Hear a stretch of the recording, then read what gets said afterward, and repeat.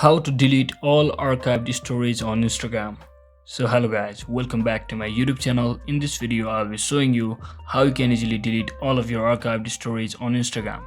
So first thing, simply head over to Instagram and just click on your profile section at the bottom right corner, and from over here what you want to do is simply click on this hamburger icon, which will take you to this page, and from over here just click on archive section, as you can see, and you could be on any archive, so make sure you have selected the stories archive.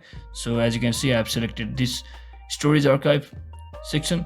So what I can do is, you can't actually delete every single archive all at once. So to delete your archive, you must go through each and every one of them just like this, and simply click on this and just make sure you deleted it just like this.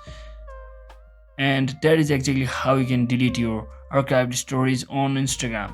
So hope this video was helpful guys. If it was, don't forget to like and subscribe to the channel. See you on the next one.